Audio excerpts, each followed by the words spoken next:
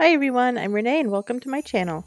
Today I'm going to show you how I made this Christmas cake featuring a wafer paper poinsettia. The bottom tier is covered with a pretty printed green Christmas pattern, and I'll show you how I got that image. I'm starting with my cake already covered with fondant, and I'm going to use a length of ribbon to measure the circumference. This way I'll know how many sheets of the pattern to print.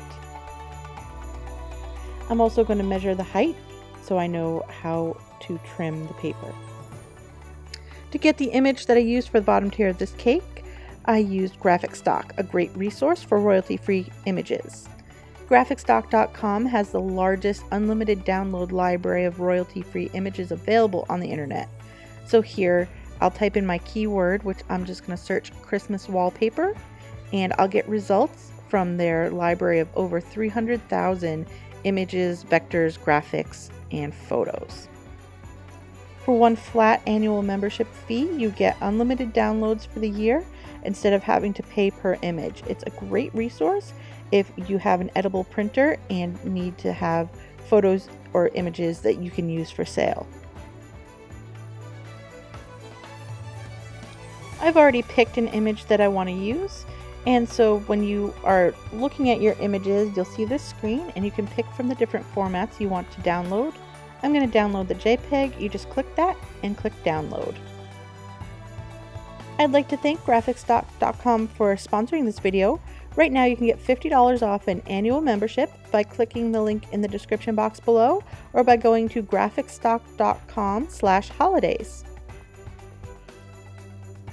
Based on the circumference of my cake, I printed 3 copies. First, I'm going to trim away the white space, and now I want to make a seamless pattern.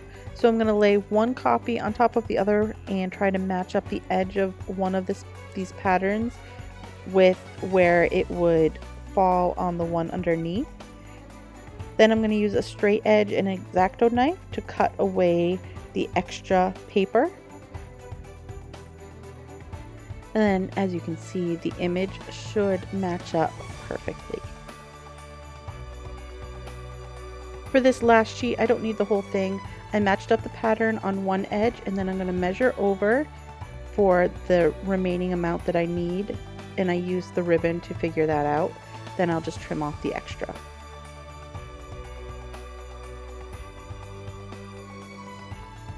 Measure and trim the sheets to the appropriate height, and then we can begin adding them to the cake. I'm going to coat the back of the sheets with a thin layer of piping gel. This is going to make the sheets pliable and tacky. It's better than water because the water would ripple the paper and might dissolve it. The piping gel is better for this application. Then just carefully attach the sheets to your cake, making sure to smooth out any air bubbles as you go.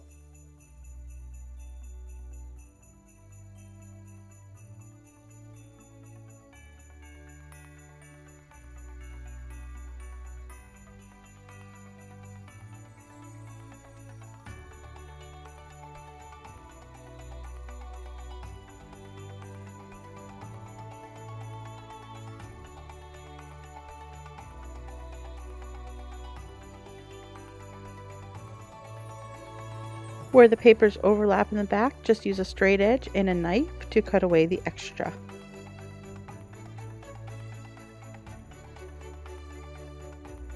And also use the knife to clean up any overhang at the top edge of the cake.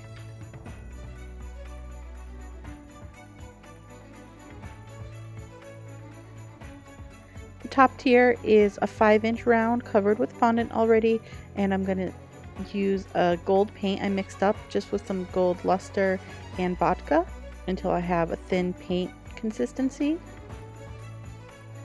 I'm going to paint on this gold luster with a stiff chip brush. The stiff bristles and thin paint will give it this streaky texture. If you want a more solid gold finish, use a softer brush and make a thicker paint.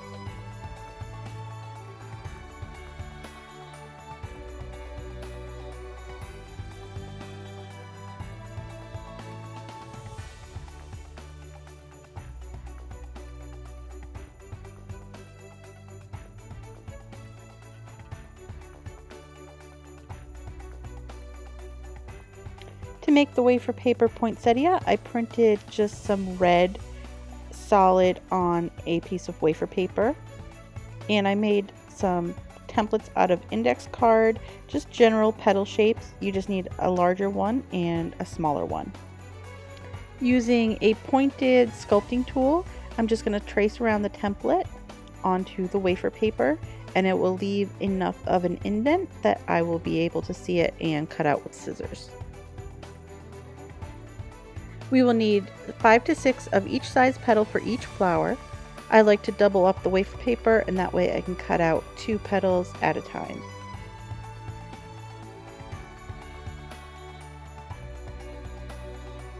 Cut out the larger petals the same exact way. You also need to cut some tiny strips of the wafer paper, and this is how we will secure the wires to the petals. Now we'll start giving the petals some texture. I have a foam petal pad. I'm going to lay my petals down and use the edge of a ruler to press down and create a center vein. Do this with all of the petals. Using a small wheel tool, I'm going to create some additional veining on each petal. Do this on a hard surface with only light pressure, or else you might cut all the way through the wafer paper.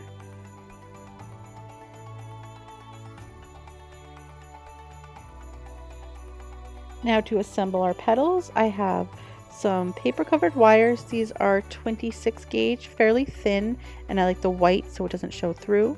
My little paper strips and a little bit of water, then of course our petals. In one hand, I'm going to hold the petal with a strip of paper behind it, and then I'm going to dip a wire into the water just to get it moistened. You don't want drips of water on it. Then sandwich the wire between the 2 strips of paper and press, and it should attach.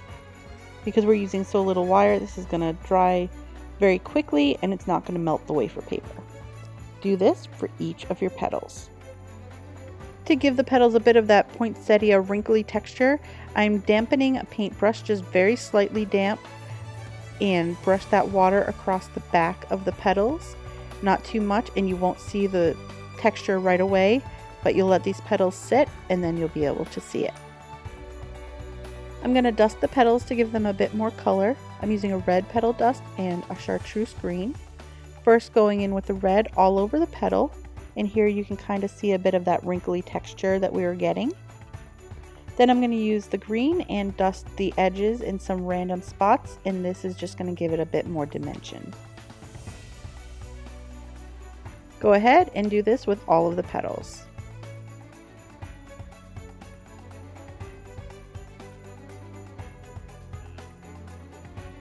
To assemble the flower, I'm going to start by making a center using these bumpy Wilton stamens. Just grab a small bunch, wrap a 24 gauge wire around the middle of them, and twist it to hold the stamens together.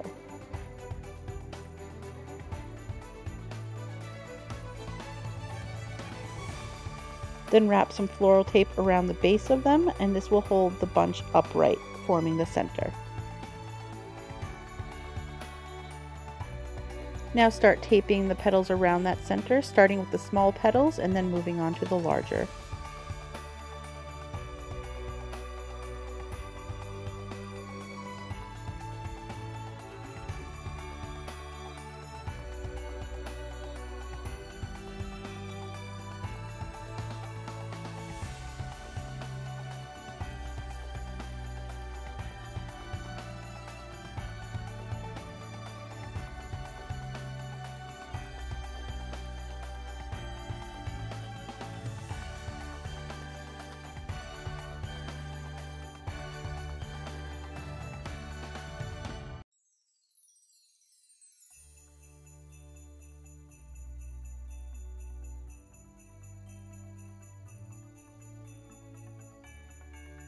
As you arrange the petals, make sure that you're grabbing the wire, otherwise you're likely to rip the wafer paper.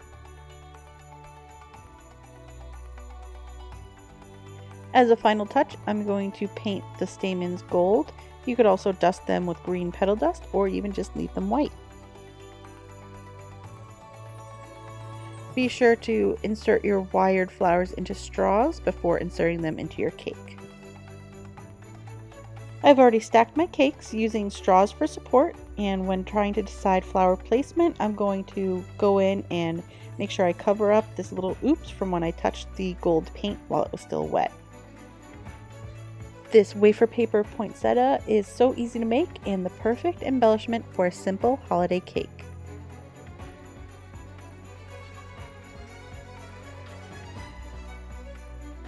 I hope you liked this video. If you did, give it a thumbs up.